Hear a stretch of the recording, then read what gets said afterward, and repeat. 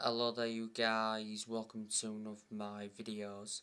Going to be giving you my player ratings after Manchester United lost 4-1 to Manchester City at the Etihad Stadium. So I'll start with David De Gea. I'll give David De Gea a 7 out of 10. He made some good saves today, but he could have done better with Manchester City's 4th goal. De Gea has been sensational this season. Moving on to Amwan Basaka, he's going to get a 3 out of 10. I thought he was very poor today.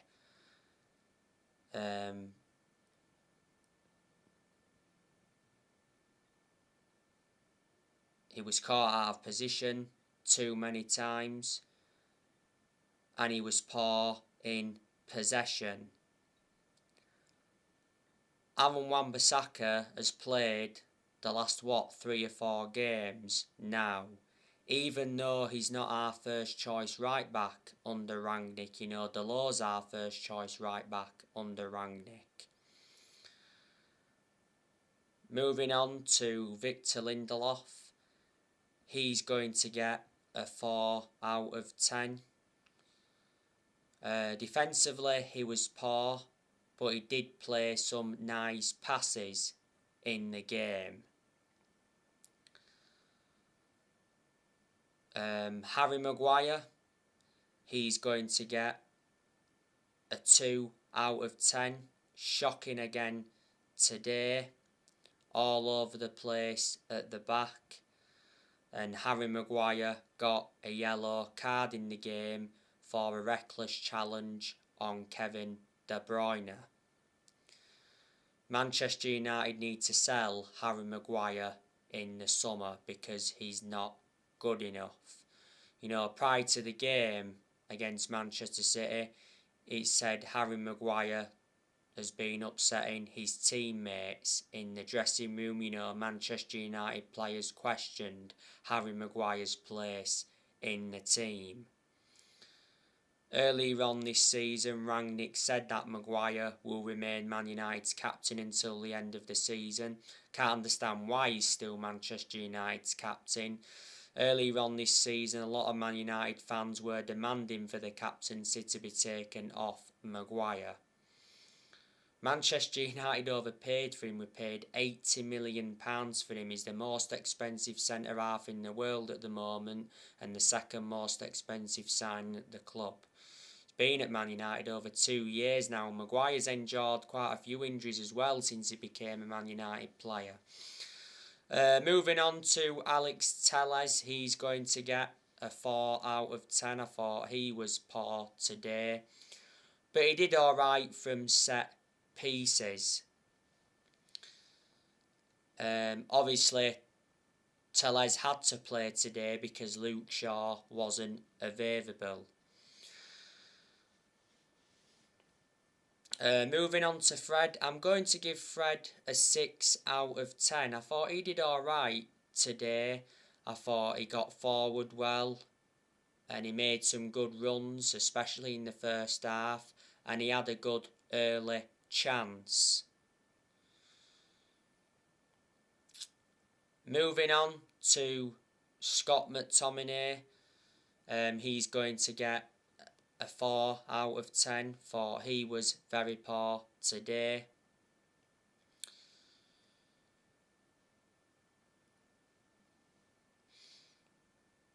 Moving on to Paul Pogba, I'm going to give Paul Pogba a 7 out of 10. Pogba got the assist for Jadon Sancho's goal, and he had some good moments in the game, but there again, at times, he was sloppy on the ball. Pogba was in an advanced role today. He was in that number 10.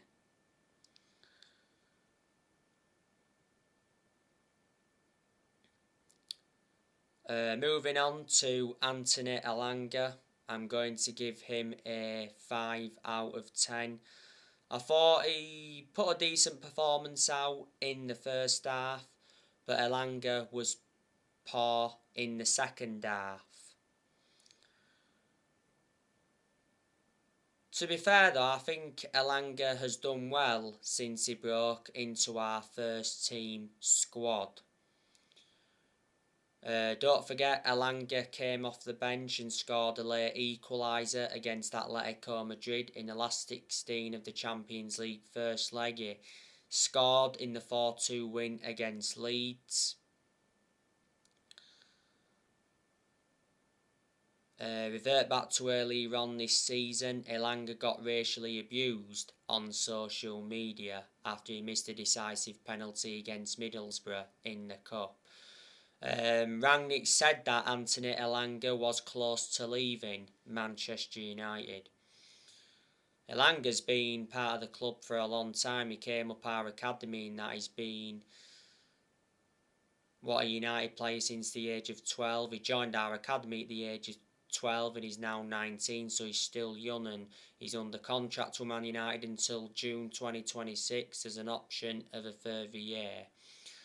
Moving on to Jadon Sancho, he's going to get a 7 out of 10. I thought Sancho enjoyed a good game today. He scored a fantastic goal. It was a precise, low strike. Sancho should have had another goal because he had a good chance, but he blazed it over the bar. You know, we are now starting to get the best out of Jadon Sancho. You know, he's had his good games since he signed for Manchester United, but he's enjoyed poor games as well. Sancho still done nowhere near as well as a lot of United fans expected. Revert back to when we had Solskjaer, we couldn't get the best out of Sancho, because obviously Solskjaer persistently played him out of position, and there was quite a few games Sancho didn't play in under Solskjaer.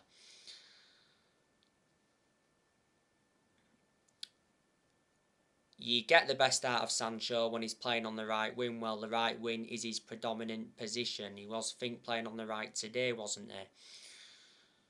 Man United signed Sancho last summer from Dortmund. We got him for 78 million with the add-ons included.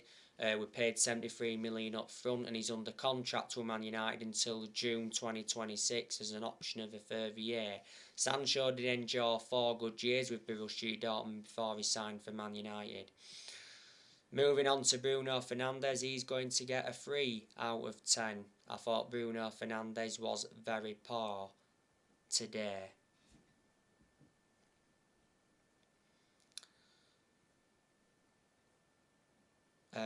Manchester United brought 2 subs on. Obviously Marcus Rashford came on, give him a 4 out of 10. Again, his decision making was poor when he came on. You know, Rashford's enduring a very poor season. He hasn't been the same player since he had that operation on his shoulder. Rashford missed the first 2 months of the season with that shoulder problem. Earlier on this season he had a minor leg injury, and Jesse Lingard also came on in the game. I'll give him just a 5 out of 10. So that is your player ratings for Manchester United's 4-1 defeat to Man City. Of course, Manchester United were missing players today. Obviously there was no Edison Cavani. You know, he was absent from the squad. Obviously there was no Cristiano Ronaldo. He picked up a knock. There was no Luke Shaw and there was no Rafael Varane, but that's no excuse.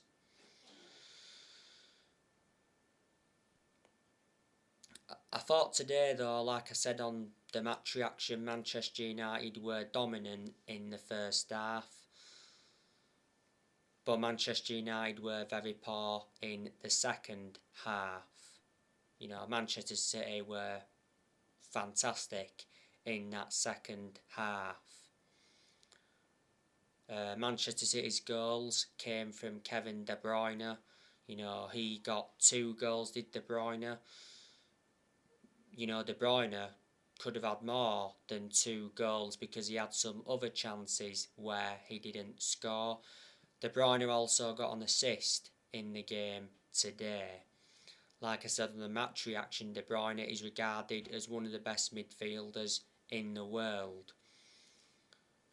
You know, Manchester City got De Bruyne from Wolfsburg.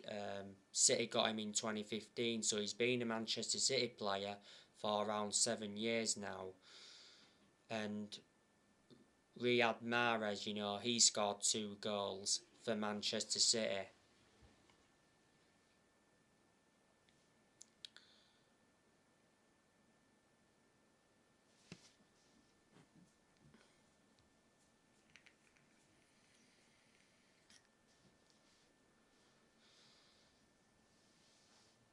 One of his goals got checked by VAR for a possible offside. Obviously, the goal got given. Mahrez, you know, he could have had more than 2 goals today. He's a world-class player, he's Riyad Mahrez. You know, he's been at Manchester City for around 4 years now. Manchester City got Mahrez from Leicester back in 2018.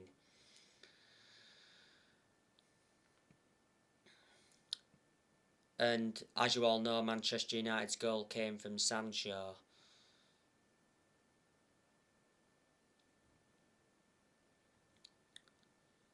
Bernardo Silva, he got an assist for Manchester City today. Like I mentioned, De Bruyne got an assist, and Ilkay Gundogan came on in the game and got an assist.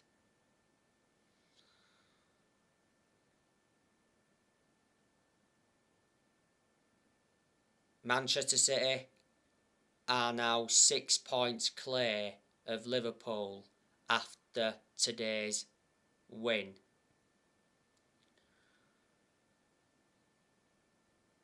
Let me put into the equation that City missed some players today. Obviously, there was no Ruben Diaz. He's out with injury. There was no Cole Palmer. He's out with injury. Zach Steffen's injured, but he's City's second choice goalkeeper. And there was no Nathan Ake because he's injured. Well, Nathan Ake doesn't really get in Man City's team anyway. You know, Manchester City got Nathan Ake from Bournemouth. Manchester City, I'd say the best team in England. They're one of the best teams in world football. You know, Pep Guardiola, great manager. You know, regarded as one of the best managers in the world. He's got a good pedigree behind him. You know, Guardiola has won a lot of trophies in his managerial career. He's won a lot of trophies at Man City.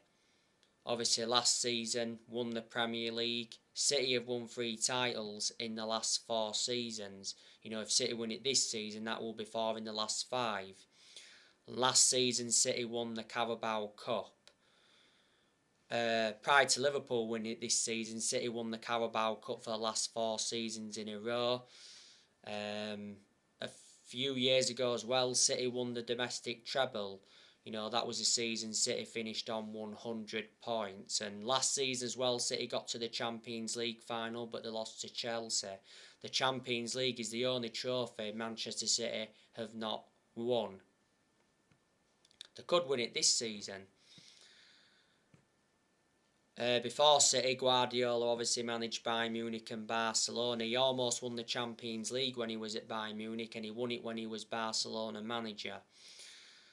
Guardiola's been Man City's manager for around 6 years. Man City appointed him in back in 2016. His contract at Man City expires next year. Before Pep Guardiola, you know, Man City had Manuel Pellegrini, they won the Premier League under him, and before then City had Roberto Mancini and they won the title under him. When they won the title under Roberto Mancini, it was their first title in 44 years.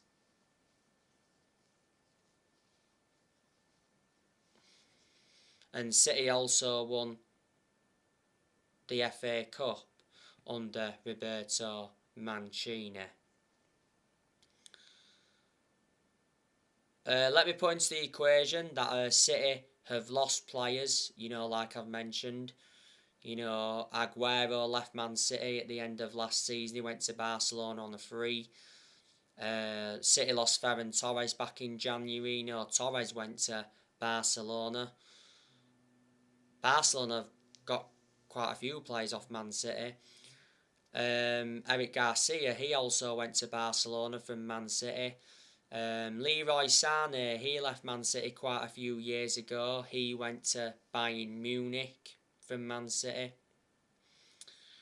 They lost David Silva quite a few years ago. He went to Real Sociedad. They lost Jack Harrison. He went to Leeds from City.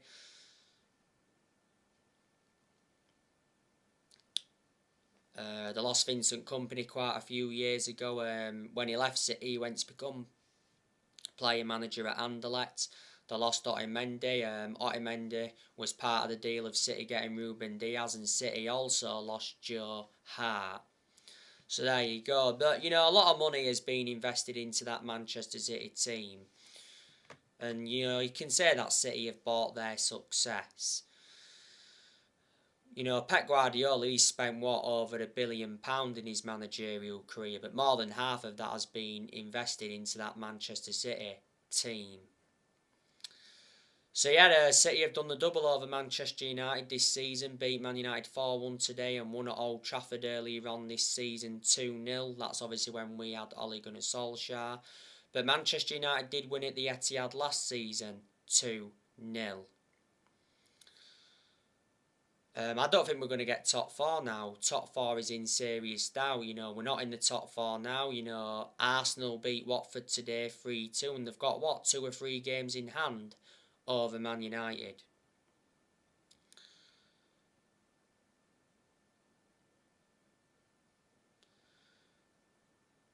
Rangnick's aim for this season is for Manchester United to finish in the top 4.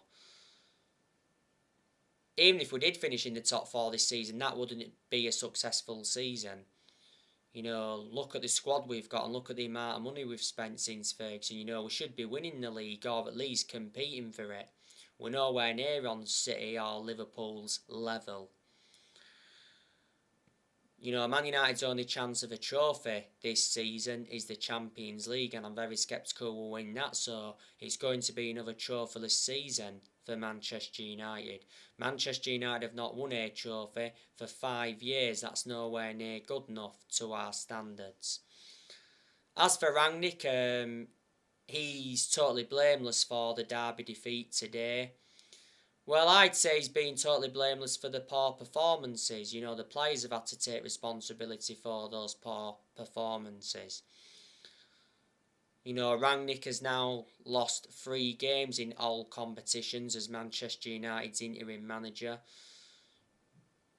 He's lost 2 games in the league. Rangnick has been Manchester United's interim manager for 3 months. He's Manchester United's interim manager till the end of the season. Then he's expected to take up a consultancy role for a further 2 years. Not so long ago, it said that Rangnick wants the permanent Man United job. I don't think Man United will offer Rangnick the job on a permanent basis. Before Manchester United, Rangnick was the head of sports and development at Lokomotiv Moscow. I think Manchester United's next manager will either be Erik ten Hag or Mauricio Pochettino.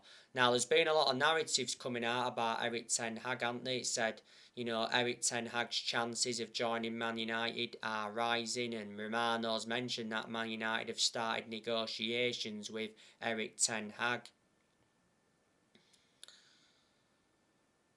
Erik ten Hag has been learning English. His heart is set on a move to Man United, and ten Hag has told Ajax he wants to leave at the end of the season. Rangnick wants Erik ten Hag to become Man United's next manager. And there's a lot of Manchester United fans that would like to see Erik ten Hag get recommended in. And you know the news regarding Mauricio Pochettino. Mauricio Pochettino wants a Tottenham Hotspur return. You know, if he's to come back to the Premier League. The PSG director Leonardo said not so long ago that Mauricio Pochettino's not asked to leave PSG, but Pochettino's expected to leave PSG at the end of the season. Pochettino's been the PSG manager for over a year now. He's won a French Cup with them, I think, and his contract at PSG expires next year. Prior to the game against City today, it said Ralph Hasenhüttl was on Manchester United's shortlist for the manager's job. Ralph Hasenhüttl is the Southampton manager. But as you all know, Man United are looking for the 5th permanent manager since Ferguson. So anyway guys, I'll back more videos tomorrow. Drop your comments, likes below on the channel if you do. Consider subscribe as always, and take care. God bless. I'll see you all again very, very soon.